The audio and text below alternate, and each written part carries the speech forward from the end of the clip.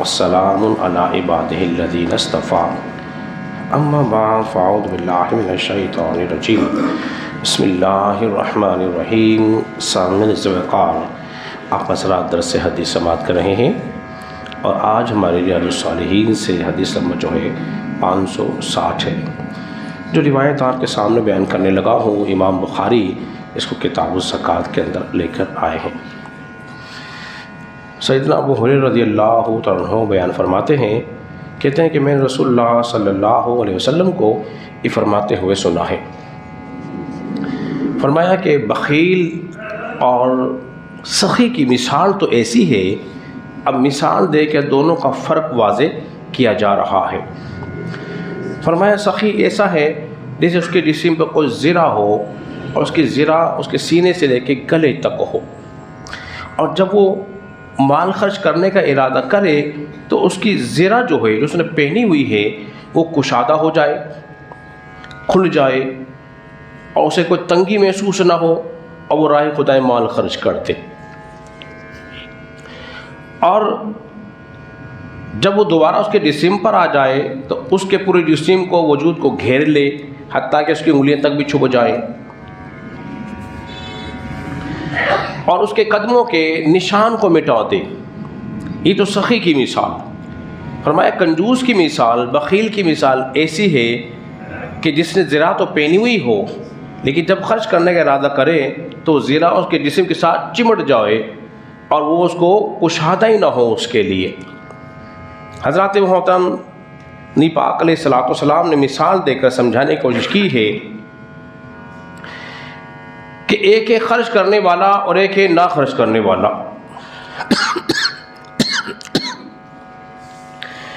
جو خرچ کرتا ہے اس کے لیے آسانی ہی آسانی ہو جاتی ہے، بس وہ ارادہ کرے اس کے لیے آسانی ہوتی ہے، اسے مال سے محبت نہیں ہوتی، جبکہ جو بخیل ہے اسے مال سے محبت زیادہ ہوتی ہے۔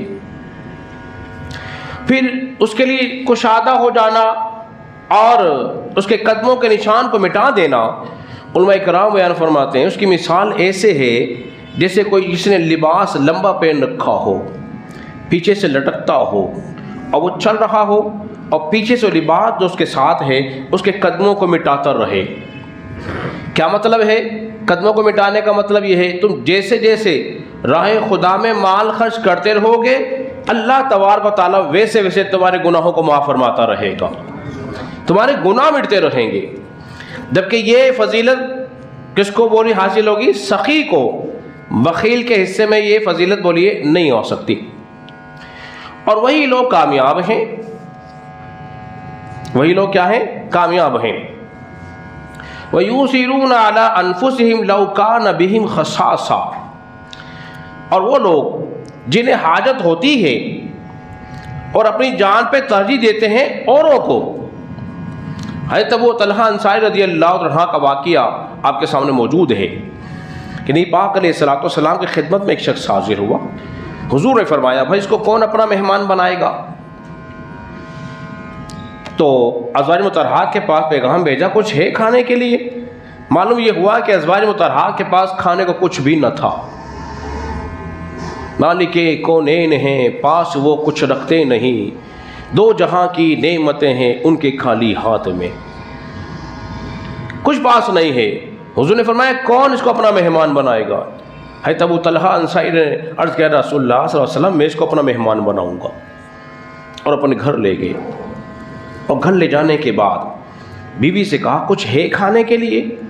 بیوی نے کہا ہاں ایک وقت کا کھانا ہے، اگر مہمان کھائے تو بچے بھوکے رہ جائیں گے، اور اگر میں بچوں کو کھلا دوں تو پھر مہمان بھوکا رہ جائے گا۔ حضرت ابو طلحہ انصاری نے ان سے کہا کہ ایسا کرو بچے کو تو سلا دو، بہلا کے کسی بہانے سے سلا دو، اور مہمان کے لیے کھانے کا انتظام کرو۔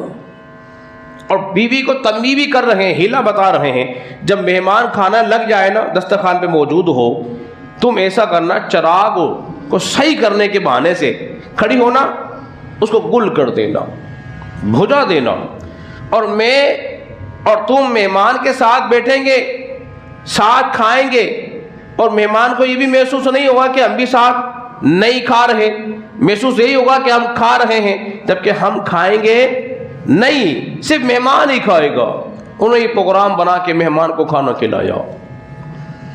جب مہمان کو کھانا کھلا دیا، مہمان نے خوب سیر ہو کے کھایا، اور صبح ہوئی اور رسول اللہ صلی اللہ علیہ وسلم کی بارگاہ میں حاضر ہوئے۔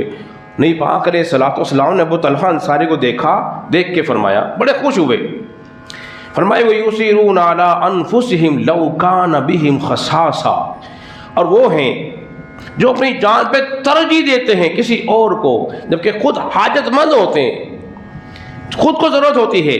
اور پھر کیا ہے، وَمَن يُوقَ شُحَّ نَفْسِهِ فَأُولَٰئِكَ هُمُ الْمُفْلِحُونَ، اور وہ اپنے نفس کے لعنت سے بچے رہتے ہیں، ایسے ہی لوگ تو کامیاب ہوتے ہیں، ایسے لوگ کامیاب ہوتے ہیں۔ تو جب یہ آیت کریمہ نازل ہوئی، نبی پاک علیہ الصلوۃ والسلام نے ارشاد فرمایا، ابو طلحہ انصاری، تمہاری دعوت جو تم نے کی ہے، تمہاری دعوت کو دیکھ کر اللہ بھی بہت خوش ہو رہا ہے، اللہ راضی ہو رہا ہے۔ تو جن سے اللہ راضی ہو جائے، اب ان سے کوئی ناراض ہو تو بھائی اپنا نقصان کرے گا، ان کا کوئی نقصان بولیے نہیں ہوگا۔ تو ایسی شاندار آپ نے دعوت پیش کی، اور جس کا تذکرہ اللہ تعالیٰ نے قرآن مجید فرقان حمید میں کر دیا۔ حضرات محترم، یہ وہ لوگ ہیں جو ترجیح دے رہے ہیں مال کی، خود کو حاجت بھی ہوتی ہے پھر بھی راہ خدا میں خرچ کرتے ہیں۔ اللہ رب العزت کی بارگاہ میں دعا کریں کہ اللہ تبارک و تعالیٰ ہم سب کو سمجھنے اور عمل پیرا ہونے کی توفیق عطا فرمائے۔